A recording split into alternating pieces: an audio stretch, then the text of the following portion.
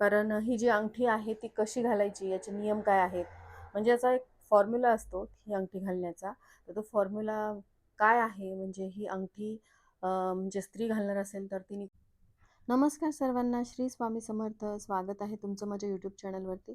आजचा दिवस तुम्हाला खूप छान, सुखाचा, समाधानाचा जाऊ देत, हीच मी स्वामींच्या चरणी प्रार्थना करते आणि आजच्या या नवीन व्हिडिओला सुरुवात करते.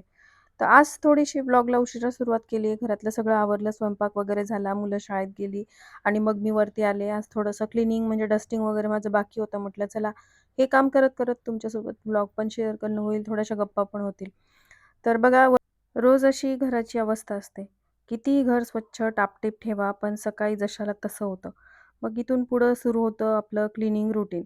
मग बेड आवरण्यापासून सुरुवात होते, कारण उठल्याबरोबरच तसा बेड आवरायला पाहिजे.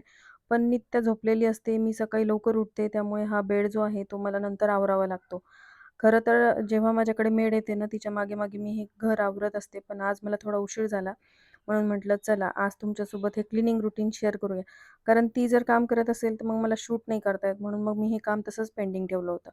तर तर इथून मी सुरुवात केलेली आहे बेड आवरणं, डस्टिंग वगैरे करणं, न्यूजपेपर वगैरे वर पडलेले असतील तर ते खाली नेऊन ठेवणं. पावसाळा सुरू झालेला आहे, त्यामुळे डस्ट फारशी येत नाही. डस्टिंग मला अशी फारशी करावी लागत नाही, पण काही-काही ठिकाणी खूप कचरा जमा होतो. जसं की काल वटसावित्री पौर्णिमा होती आणि कालचा हा ड्रॉवर जो आहे, तो ज्यातून मी बरचसं सामान बाहेर काढलं होतं, तो थोडासा मेसी झाला आणि नित्या पण मध्ये-मध्ये येते आणि काही ना काही सगळं यातलं इकडचं सामान तिकडं करून ठेवते. त्यामुळे म्हटलं चला आपल्या रुटीनसोबत एक जो कोपरा आहे तो स्वच्छ करण्याचं मी तुम्हाला सांगितलं होतं.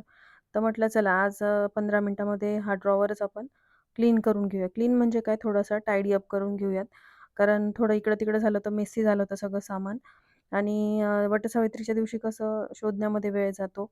त्यामुळे मग थोडासा मेसी झाला होता हा ड्रॉवर. तुम्ही बघू शकताय. काहीच सुचत नव्हतं काय करून, काय कुठे ठेवू वगैरे. तर थोडंसं टायडी अप करून घेतलं. त्याला व्यवस्थित ऑर्गनाइज मला करावं लागेल. पण सगळेजण हे ड्रॉवर वापरत असतील ना, तर असाच मेसी होतो रोजच्या रोज. मला तो व्यवस्थित करावा लागतो. पण काल थोडंसं मेकअपचं साहित्य वगैरे वापरण्यात आलं. तसंच बांगड्या पण मी आल्याबरोबर इथेच काढून ठेवल्या होत्या. त्या जिथल्या तिथे ठेवणार होते. मंगळसूत्र मी वापरलं होतं. काही कंगवे जे आहेत ते लपवून ठेवावे लागतात, नाहीतर वेळेवरती मला भेटतच नाही. इतके कंगवे असतात ना घरात, पण कोणी ना कोणी वापरतं आणि मग त्यामुळे ते इकडे-तिकडे होतात. आणि हे मंगळसूत्राचं माझं कलेक्शन फार काही नाही आहे. मी सोन्याचंच मंगळसूत्र वापरते. पण कधीतरी मग आर्टिफिशियल ज्वेलरी पण मी घालत असते. तर 2-3च आहेत माझ्याकडे, फार काही नाही आहेत. तर ते या बॉक्समध्ये मी ठेवलेले आहेत. आणि व्यवस्थित ऑर्गनाइज असलं ना, की वेळेवर सापडतं. नाहीतर मग इकडे-तिकडे शोधण्यामध्ये किंवा त्याचा गुंता सोडवण्यातच वेळ जातो. तर तुम्ही बघू शकताय, की या सोफ्यावरती खूप पसारा झाला होता. तो मी थोडासा टायडी अप करून घेतला आणि व्यवस्थित स्वच्छ सुटसुटीत केलं ना, तर खूप छान वाटतं. फ्रेश वाटते रूम एकदम. आणि मुलांचं कसं असतं, की मुलं कॉलेजला जायच्या आधी थोडंसं आवरून जातात. पण ते आपल्यासारखं जसं आपल्याला हवं असतं व्यवस्थित जिथल्या तिथे वस्तू, तसं ते नाही ठेवत. त्यांना जसं आवरता येईल ते तसं आवरतात आणि निघून जातात. मग उरलेला पसारा मला आवरावा लागतो. पण जसं उन्हाळ्यामध्ये खूप धूळ व्हायची, रोजच्या रोज मला डस्टिंग करावी लागायची. खिडकी उघडी राहिली, की मग धूळ आतमध्ये यायची. तर आता तसं होत नाही, कारण पाऊस पडल्यामुळे माती थोडीशी दबल्या जाते ना, मग धूळ फारशी उडत नाही आणि रूम देखील क्लीनच असते. पण थोडंफार जो मेस झालेला असतो ना, तो तेवढा आवरावा लागतो. तर कपडे वगैरे कालपासून मी लावले नव्हते. काल तसं मी कपड्यांच्या घड्या पण नव्हत्या घातल्या. जे रोजचं काम होतं ना, तेच तेवढं केलं आणि मग वटसावित्री पौर्णिमेच्या पूजेला मी गेले होते. तर आज मी कपडे लावणार होते आणि 2-3 दिवसापासून कपडे सुकतच नव्हते पावसामुळे. तर ते तसेच मी ठेवले होते, घड्या घालायच्या राहिल्या होत्या. तर आता फायनली ते ड्राय झालेले आहेत. म्हटलं चला आता लोड लावून देऊया मशीनला. म्हणजे आता हे वाळत घातले, तर मग यांनाही सुकायला वेळ लागेल, कारण पाऊस सुरू असला की मग कपडे सुकत नाहीत. वेळेवरती मुलांना युनिफॉर्म वगैरे लागतात. तर मशीन वगैरे लावून दिली आणि 2-3 दिवसाचे हे कपडे जे मी वाळत घातले होते, ते फायनली ड्राय झाले होते पूर्णतः. म्हटलं चला आता घड्या घालूयात. घर म्हटलं की पसारा होणारच, हे अगदी नॉर्मल आहे. सकाळी उठल्यापासून रात्री झोपेपर्यंत घरात कितीतरी गोष्टी वापरल्या जातात. कपडे, भांडी, पुस्तकं, मोबाईलचं चार्जर असेल, चपला, खेळणी, या सगळ्या गोष्टी जागोजागी पडतात आणि घर अस्ताव्यस्त दिसायला लागतं. हे होणारच, यात काहीच चूक नाही. कारण घर हे राहण्यासाठी आहे, म्युझियम नाही किंवा हॉटेल नाही आहे. पण इथे खरा प्रश्न येतो, पसारा होणं नॉर्मल आहे. पण तो तसाच साचून ठेवणं, ही सवय आपण लावून घ्यायची का? तर उत्तर आहे नाही. पसारा होणं ही गोष्ट आपल्या हातात नाही, पण तो आवरणं ही गोष्ट पूर्णपणे आपल्या हातात आहे. बऱ्याचदा आपण काय करतो, नंतर आवरू असं म्हणून गोष्टी तशाच ठेवतो. 1-2 दिवस ते चालतं, पण 1 आठवडापर्यंत तो पसारा इतका वाढतो, की तो आवरायला नंतर कंटाळा येतो. मग आपण तो टाळायला लागतो आणि हळू ही एक सवय बनून जाते. पसारा बघून दुर्लक्ष करण्याची सवय, ही सवय फार घातक असते. कारण ती फक्त घरापुरती मर्यादित राहत नाही, ती आपल्या आयुष्यातल्या इतर गोष्टींमध्येही उतरते. काम टाळणं, जबाबदाऱ्या टाळणं, निर्णय टाळणं. म्हणून आपण एक गोष्ट स्वतःला शिकवायला हवी. पसारा झाला तरी चालेल, पण तो लगेच आवरायचा. त्याची सवय लावून घ्यायची नाही. याला आपण ट्रेनिंग म्हणू शकतो, स्वतःच्या मनाला ट्रेन करणं. यासाठी काही सोप्या गोष्टी करता येतील. पहिली गोष्ट म्हणजे रोज झोपण्यापूर्वी 10 मिनिटं द्या. त्या 10 मिनिटामध्ये जे काही इकडं-तिकडं पडले ते जागेवर ठेवा. हे रोजचं रुटीन झालं की पसारा कधीच साचत नाही. दुसरी गोष्ट म्हणजे वापरलं की लगेच ठेवा. हा नियम स्वतःला घालून द्या. चप्पल काढली की कपाटात, पुस्तक वाचून झालं की शेल्फवरती, भांडं वापरून झालं की धुवून ठेवा. हे करायला वेळ लागत नाही, पण सवय लागायला वेळ लागतो. स्वतःला सबबी द्यायच्या नाहीत. आज मी खूप थकले, उद्या बघू असं म्हणणं सोपं असतं. पण ही सबब रोज दिली की पसारा कायमचा होतो. एखाद्या वेळेस खरंच थकवा जाणवू शकतो. त्यावेळेस तुम्ही असं नाही केलं तर तुम्हाला कोणी येऊन सर्टिफिकेट देणार नाही, की तू पसारा आवरलाय किंवा एवढी आजारी असताना देखील तू घर किती नीटनेटकं ठेवते. आपलं आरोग्य महत्त्वाचं आहेच, पण त्यासोबतच घराची स्वच्छता देखील तितकीच महत्त्वाची आहे. तुम्ही उगाचच फोनमध्ये रील्स स्क्रोल करत बसलाय किंवा टीव्ही बघत बसलाय आणि घरामध्ये पसारा पडलेला आहे, तर हे देखील चुकीचं आहे.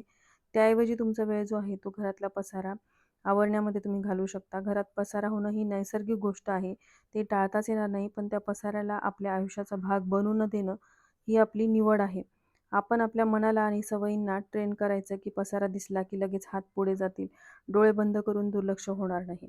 तर आजपासूनच आपण ठरवूया, की घरात पसारा होऊ द्यायचा, पण त्याची सवय मात्र अजिबात करून घ्यायची नाही. लहान-लहान सवयींमधून आपलं घर आणि आपलं मन जे आहे ते दोन्ही आपण नीटनेटकं ठेवू शकतो. घरातली सगळी कामं एकटीनेच पार पाडता येत नाही. त्यासाठी तुम्ही कोणाची मदत घेऊ शकता आणि त्यासाठी कुठलाही गिल्ट मनामध्ये ठेवायचं नाही. तर असं तुमच्याशी गप्पा मारता-मारता माझी कामं आवरलेली आहेत. तर फायनली सगळं आवरलेलं आहे आणि काल का परवाच मला एक कमेंट आली होती, की "ताई तुम्ही ही चांदीची अंगठी घालता हातामध्ये, तर ती का घालता? याचं कारण काय आहे?" कारण आपण बोटामध्ये सोन्याच्या अंगठ्या घालतो आणि मोती धारण करायचं असेल, तर मग आपण करंगळीमध्ये चांदीची अंगठी घालतो. पण तुम्ही अंगठ्यात का घालता? असा प्रश्न मला त्या ताईंनी केला होता आणि त्याआधी पण बऱ्याच जणींनी विचारलं, पण मला रिप्लाय करणं किंवा व्हिडिओ शूट करणं नाही झालं. पण आज आठवणीने मी व्हिडिओ शेअर करणार आहे. कारण ही जी अंगठी आहे ती कशी घालायची, याचे नियम काय आहेत, म्हणजे याचा एक फॉर्म्युला असतो ही अंगठी घालण्याचा.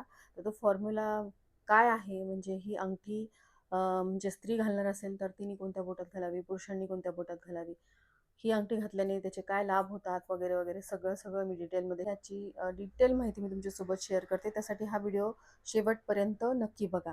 तर पहा, चांदीची अंगठी परिधान केल्याने केवळ आपल्या हाताचे सौंदर्यच वाढत नाही, तर धार्मिक आणि आध्यात्मिक महत्त्व देखील आहे. चांदी धारण केल्याने चंद्र आणि शुक्र ग्रह मजबूत होतात. एवढंच नाही, तर इतर कमकुवत ग्रहांना बळ देण्यासाठी ही चांदीची अंगठी फायदेशीर मानली जाते. यामुळेच अनेक लोक चांदीच्या अंगठ्या घालतात.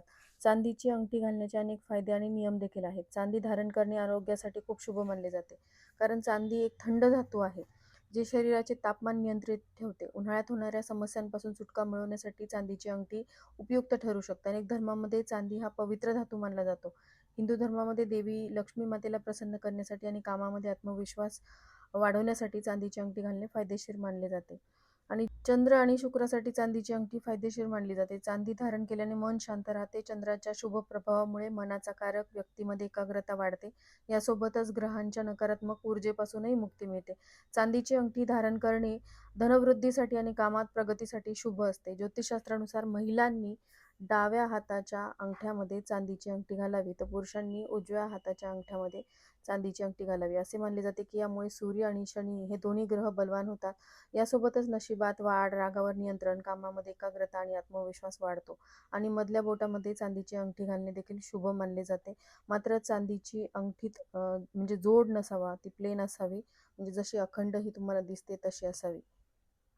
म्हणजे हिंदू धर्मशास्त्रानुसार चांदीची अंगठी घालण्यासाठी सोमवार आणि शुक्रवार हे दोन्ही दिवस शुभ आहेत. तुम्ही 2 दिवसापैकी कोणत्याही दिवशी चांदीची अंगठी घालू शकता. फक्त रात्री आधी देवघरामध्ये दुधाच्या भांड्यामध्ये चांदीची अंगठी ठेवावी लागते. उदाहरणार्थ जर तुम्हाला सोमवारी चांदीची अंगठी घालायची असेल, तर आदल्या रात्री म्हणजे रविवारी एखाद्या म्हणजे भांड्यामध्ये दूध घाला, त्यामध्ये चांदीची अंगठी घाला आणि ती तुमच्या देवघरात ठेवा. दुसऱ्या दिवशी सकाळी म्हणजे स्नान वगैरे झाल्यानंतर सोमवारी गंगाजलने स्वच्छ करून ती परिधान करावी. कारण या चांदीच्या अंगठीला बऱ्याच जणांचा स्पर्श झालेला असतो, त्यामुळे याला दोष लागलेले असतात. त्यामुळे ते दोष दूर व्हावेत यासाठी गंगाजलने ती स्वच्छ करायची आणि ती घालायची. आता ही चांदीची अंगठी घालण्याचा फॉर्म्युला काय आहे?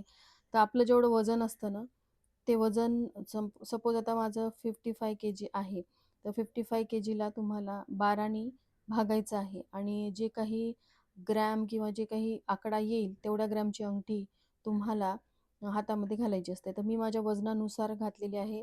म्हणजे 12नी तुम्हाला भाग द्यायचा आहे तुमच्या वजनाला.